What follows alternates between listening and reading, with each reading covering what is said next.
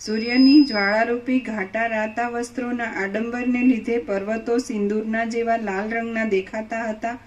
મોટા લોકપાલોના નગર સૂર્યોના પ્રકાશને લીધે દિશાઓરૂપી વસ્ત્રોમાં સ્થિર વીજળીઓના જેવા દેદીપ્યમાન દેખાતા હતા. અનેક નગરોના સમૂહો સૂર્યનો પ્રચંડ દાહ લાગતા કડકડાટ અવાજ કરી. કૃષ્ણે એમ કેમ કીધું ગીતામાં કે ન તદ્ભાસે તે સૂર્યોનો શશાંકોનો પાવક યદગત્વાના નિવર્તન તે તદ્ધામ પરમમ. તો એ આકાશનો વિવર્ત છે.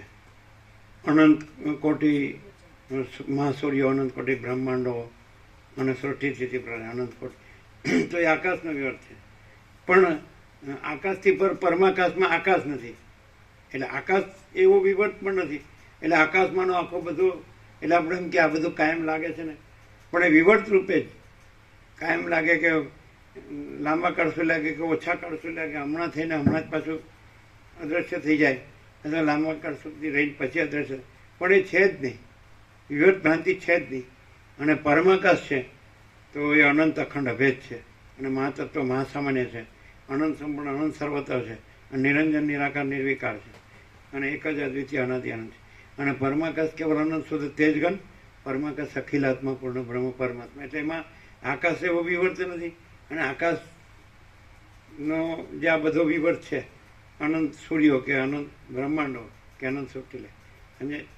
એટલે દાખલા તરીકે આ લોકો અંતરિક્ષમાં જાય છે, ચંદ્રમાં જાય કે મંગળમાં, તો એ વિવર્ત ભ્રાંતિમાં જ છે, નકામાં દુઃખી થાય. અહીંયા આનંદથી વિવેક સંતોષ શાંતિથી જીવે તોય ઘણું. આ બધું આટલું બધું ભમવાની ને દુઃખી થવાની શું જરૂર છે? ખ્યાલ આવે છે? કારણ કે તમે ક્યાંય પણ જાઓ, જો જે ભૂતાકાશ અહીં છે તો બધે જ ભૂતાકાશ છે, જે ચિત્તાકાશ અહીં છે તો બધે જ ચિત્તાકાશ છે, જે માયાકાશ અહીં છે તો બધે જ માયાકાશ છે, અને જે ચિદાકાશ અહીં છે તો બધે જ ચિદાકાશ છે. હવે પછી તમને ભાગત્યાગ લક્ષણ આવડવી જોઈએ કે દૂધ કા દૂધ મેં પાણી કા પાણી, તો બધું બધે ચિદાકાશ જ છે પોતામાં પોતે જ. અને માયાકાશ ચિત્તાકાશ ભૂતાકાશ વિવર્ત ભ્રાંતિ છે જ નહીં. તો અહીં જ ચિદાકાશ છે, બધું બધે ચિદાકાશ છે. એટલે પછી અહીંને ત્યાં કહેવાની જરૂર ન રહે, અંદર બહાર કહેવાની જરૂર નહીં, ઉપર નીચે કહેવાની, અખંડ. સમજાય છે કે નહીં?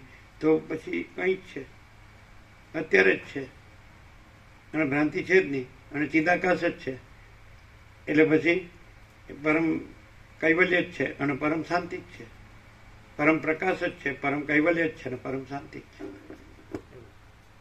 એટલે મૂળ મથવાનું ક્યાં આવે છે? જે ભ્રાંતિ કાંઈ નથી એ ભ્રાંતિના ચક્રાવે ચડે છે, ત્યાં મથવાનું આવે. અને પ્રકાશ તો સ્વસમેત છે અને સહજ નિર્વિકલ્પ છે, તો પ્રકાશ જ છે, અનંત અખંડ અભેદ. તો પછી ભ્રાંતિ છે જ નહીં, કારણ કોઈ જગ્યા ખાલી નથી, ભરપૂર છે. અને રજબી બીજી જગ્યા નથી, રજબી બીજી વસ્તુ નથી, અખંડ પ્રકાશ છે. તો સીધું જ એ સ્વસમેત છે અને સહજ નિર્વિકલ્પ છે, પોતે જ છે.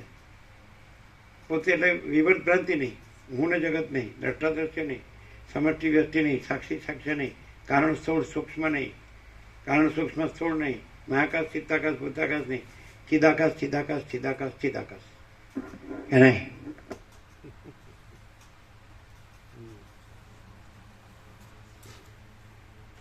છે.